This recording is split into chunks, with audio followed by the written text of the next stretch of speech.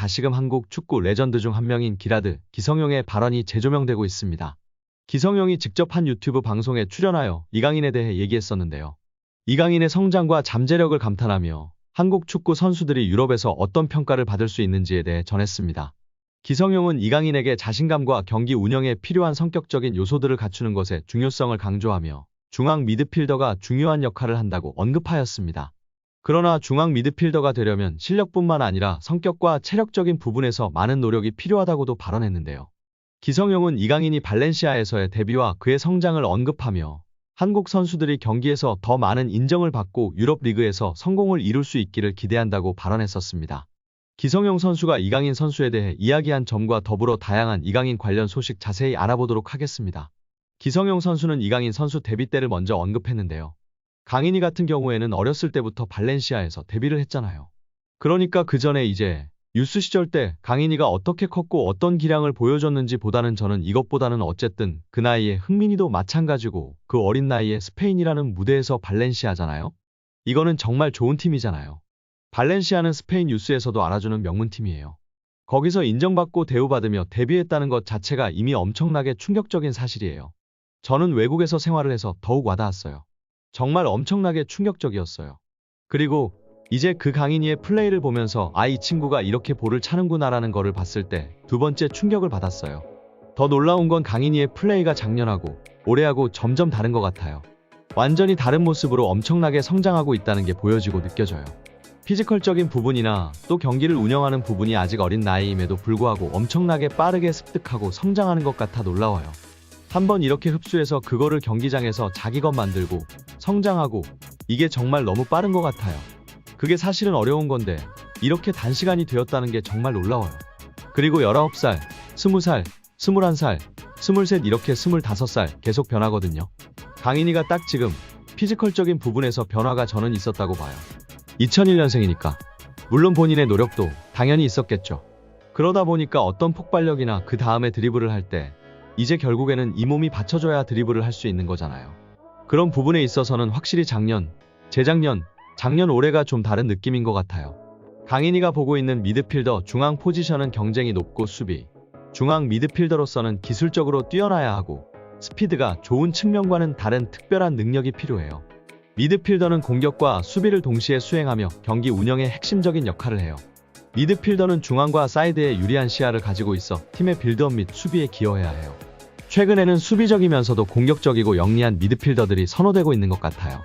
하지만 이러한 역할은 위험을 감수해야 하기 때문에 풀어나오는 것이 어렵고 점수를 받는 것도 무척이나 힘들다며 미드필더 역할의 중요성, 어려움을 이야기했습니다. 이를 통해 이강인 선수가 중용받는 이유도 명확하게 알 수 있었던 것 같습니다. 현대 축구에서 가장 중요시 되고 있는 볼간수와 탈압박이 가장 장점인 이강인 선수이기 때문에 중용받을 수밖에 없고 여기에 기술적 우위와 적극적인 수비가담까지 있으니 정말 엔리케 감독이 사랑하지 않을 수 없을 것 같습니다. 여기에 루이스 엔리케 감독이 레알 마요르카 시절 이강인을 발전시킨 하비에르 아기레 감독을 언급하며 화제입니다. 스페인 마르카는 엔리케 감독이 자신의 트위치 채널에서 이강인을 이야기한 걸 발췌해 전했습니다.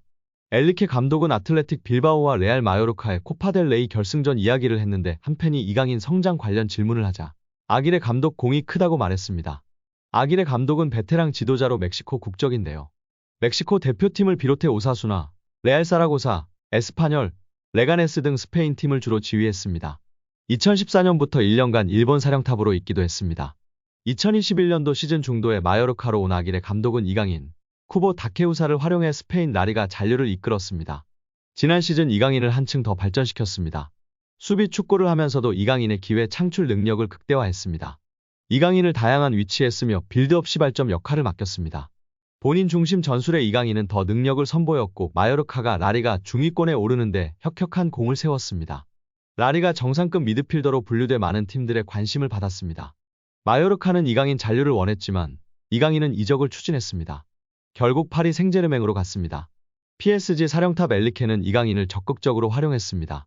이강인은 우측 공격, 중앙을 오가면서 PSG의 귀중한 옵션으로 자리매김에 활약하고 있습니다. 엔리케 감독은 이강인을 보면 마요르카의 아기레 감독 위대함을 보여준다. 아기레 감독 덕분에 이강인이 많이 성장했다. 이강인 공격 능력은 매우 좋은데 수비적인 부분을 배울 필요가 있었다. 이를 아기레 감독이 가르쳐줬다. 아길의 감독 아래에서 이강인의 수비 기여 능력이 커졌다. 이강인을 지휘하는 다른 감독들이 그 덕을 보고 있다고 전했습니다.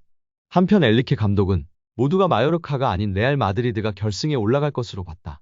마요르카 경기를 재미있게 보고 있다. 마요르카엔 정말 훌륭한 감독이 있다고 하면서 마요르카를 코파델레이 결승으로 이끈 아길의 감독을 다시 한번 추켜세우기도 했습니다. 파리 생제르맹이 이강인 영입을 위해 수년간 고심한 것으로 전해지며 화제입니다. 프랑스 매체 르텐스포르트는 PSG 캄포스 단장의 선수 영입 방식에 대해 언급했습니다. 포르투갈 출신 캄포스 단장은 포르투갈 프리메이라 리가의 비센테 등 다양한 클럽의 감독을 맡았고 2012년에는 무리뉴 감독의 레알 마드리드에서 전술 분석가로 활약하기도 했습니다.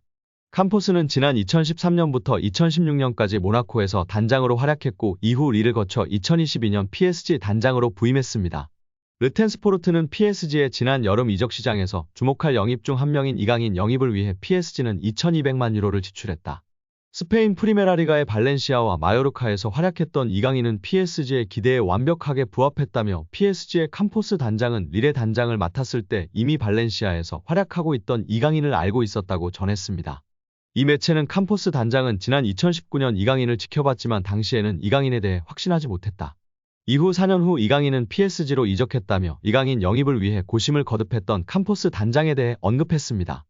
한국 축구 임시사령탑 황선홍 감독이 탁구 게이트로 논란을 빚은 이강인을 국가대표로 선발한 가운데 김남일 전 성남FC 감독이 이강인에 대해 한국 축구를 짊어지고 갈 선수라며 그가 황선홍 호에 합류할 것이라고 예측한 것이 화제가 되고 있습니다.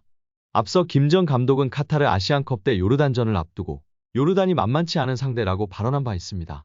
지난 9일 유튜브 채널 뭉친TV에 출연한 김남일은 황선홍 국가대표팀 감독이 이강인을 선발할 것이라고 생각하는지 묻자 그렇다면서 이같이 답했습니다.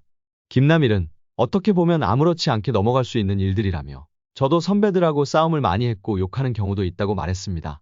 그러면서 내가 하고 싶은 말을 못하는 게 오히려 더 아닌 것 같다며 선수들끼리 다툼도 있을 수 있고 이견도 있을 수 있다고 언급했는데요.